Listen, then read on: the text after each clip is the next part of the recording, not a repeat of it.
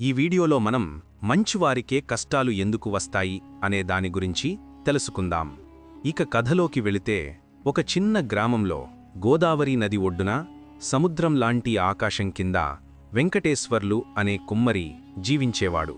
గ్రామంలో అందరూ అతన్ని వెంకయ్య అని పిలిచేవారు. వెంకయ్య గుండె నిండా దయతో నిజాయితీతో జీవించే సాధారణ మనిషి. అతను తయారుచేసే మట్టికుండలు గ్రామంలోనే కాదు, దగ్గరి పట్టణాల్లో కూడా పేరు పొందాయి. అవి బలమైనవి, అందమైనవి, ప్రేమతో నిండినవి. కాని వెంకయ్య జీవితం అంత సులభం కాదు. అతని పొలాలు తరచూ వర్షాభావంతో, వరదలతో నష్టపోయేవి. అతని చిన్న ఇల్లు వానాకాలంలో కారిపోయేది. అతని ఏకైక కుమారుడు రాము చిన్నతనంలోనే తీవ్రమైన జబ్బుతో బాధపడుతూ ఇంటికే పరిమితమయ్యాడు. అయినా వెంకయ్య ఎప్పుడూ ఫిర్యాదు చెయ్యలేదు. దేవుడికి తెలుసు, ఆయన చేసేది మంచికే అని చిరస్థాయిగా నవ్వుతూ చెప్పేవాడు. ఒకరోజు అర్జున్ అనే యువకుడు ఆ గ్రామానికి వచ్చాడు. అర్జున్ కూడా మంచి మనసు గలవాడే, నిజాయితీగా కష్టపడి పనిచేసి ఇతరులకు సహాయం చేసే వ్యక్తి. కాని అతని జీవితం కష్టాలతో నిండిపోయింది. అతను పట్టణంలో చిన్న వ్యాపారం ప్రారంభించాడు, కాని అది విఫలమయ్యింది. అప్పులు పెరిగాయి. కుటుంబం ఆర్థిక ఇబ్బందుల్లో కూరుకుపోయింది. దేవుడు తనను విడిచిపెట్టాడని అర్జున్ భావించాడు. వెంకయ్య గురించి విన్న అర్జున్ అతని వద్దకు వెళ్ళాడు. వెంకయ్య కుండలు తయారు చేస్తున్న ఓ చిన్న పనిముట్టు గుండెలో అర్జున్ అడిగాడు, వెంకయ్య అన్నా, దేవుడు మంచివారికే కష్టాలు ఎందుకిస్తాడు? నీవు, నేను, మనం ఎవరికీ చెడు చెయ్యలేదు. మరి ఈ బాధలు ఎందుకు? వెంకయ్య కళ్లలో చిన్న నవ్వు మెరిసింది. అతను తన పని ఆపి అర్జున్ని కూర్చోమని చెప్పాడు. ఈ మట్టిని చూడు అని చెప్పి ఒక మట్టి ముద్దను చూపించాడు. అది మెత్తగా, ఆకారం లేనిదిగా ఉంది. ఇది సాధారణమైన మట్టి. దీన్ని ఎవరైనా తాకితే ఇట్టే విరిగిపోతుంది.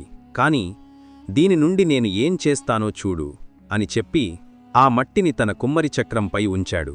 చక్రం తిప్పుతూ అతను మట్టిని సున్నితంగా, కొన్నిసార్లు గట్టిగా నొక్కాడు. మట్టి కొన్నిసార్లు అతని చేతులకు లొంగలేదు. కాని వెంకయ్య ఓపికగా దాన్ని కుండ ఆకారంలోకి తీర్చిదిద్దాడు. ఆ తర్వాత వెంకయ్య 2 కుండలను అర్జున్కి చూపించాడు. ఒకటి కొత్తగా తయారైన కుండ, ఇంకా మెత్తగా ఉంది. రెండోది బట్టీలో కాల్చిన కుండ. ఈ కొత్త కుండ అని వెంకయ్య చెప్పాడు, ఇది బలహీనం, చిన్న దెబ్బతోనే విరిగిపోతుంది. కాని ఈ కుండ అని బట్టీలో కాల్చిన కుండను చూపిస్తూ, ఇది నీళ్లు, నూనె, ధాన్యం ఏదైనా నిల్వ చేయగలదు. ఎందుకంటే ఇది అగ్నిగుండా వెళ్ళింది. అగ్ని కఠినంగా ఉంటుంది, కాని అదే ఈ కుండను బలంగా చేసింది. అర్జున్ ఆసక్తిగా విన్నాడు. కాని అతని మనస్సులో ఇంకా సందేహం తొలగలేదు. వెంకయ్య కొనసాగించాడు, దేవుడు కూడా ఒక కుమ్మరిలాంటివాడు అర్జున్. ఆయన మంచి మట్టి, అంటే మంచి మనుషులను ఎన్నుకుంటాడు. ఆయన వారిని శిక్షించడానికి కాదు, వారిని గొప్పగా తీర్చిదిద్దడానికి. కష్టాలు అనేవి బట్టీలోని అగ్నిలాంటివి. అవి నీవు ఊహించని బలాన్ని, జ్ఞానాన్ని, ఉద్దేశాన్ని నీలో నింపుతాయి. చెడ్డవాళ్లు మట్టిలా అలా వదిలేసినట్లు అగ్నిని ఎదుర్కోకపోవచ్చు, కాని వాళ్లు ఎప్పటికీ గొప్పగా మారలేరు.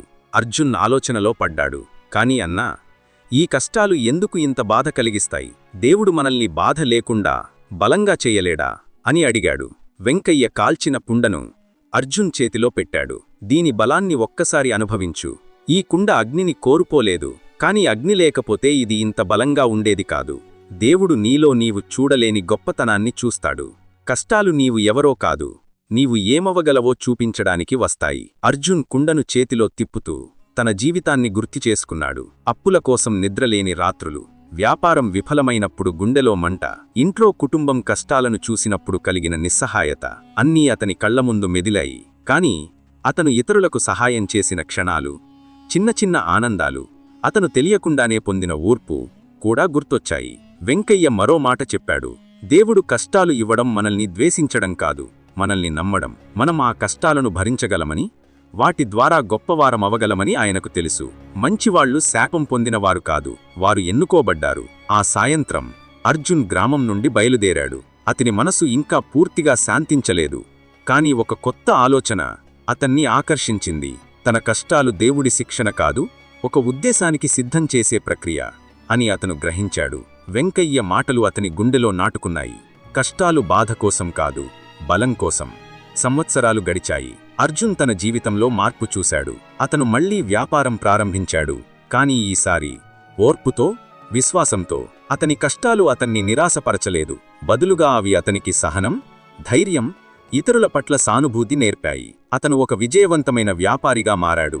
కానీ అతని గొప్పతనం డబ్బులో కాదు, అతని గుండెలో. అతను తన లాభంలో కొంత భాగాన్ని గ్రామంలోని పేదలకు, అనాథలకు ఇచ్చేవాడు. అతని కష్టాలు అతన్ని ఒక గొప్ప నాయకుడిగా, ఇతరులకు స్ఫూర్తిగా మార్చాయి. ఒకరోజు అర్జున్ మళ్లీ వెంకయ్య గ్రామానికి వచ్చాడు. వెంకయ్య ఇప్పుడు వయసు మీద పడ్డాడు. అతని చేతులు బలహీనమయ్యాయి. కాని అతని కళ్లలో వెలుగు ఇంకా అలాగే ఉంది. అర్జున్ వెంకయ్యను కలిసి, అన్నా, నీ మాటలు నా జీవితాన్ని మార్చాయి. నేను ఎందుకు అని అడగడం మానేసి, నేను ఏమవగలను అని ఆలోచించడం ప్రారంభించాను. నీవు నాకు దేవుడి సంకల్పాన్ని అర్థం చేశావు. వెంకయ్య నవ్వాడు. అర్జున్, ఆ సంకల్పం నీలో ఎప్పుడూ ఉంది.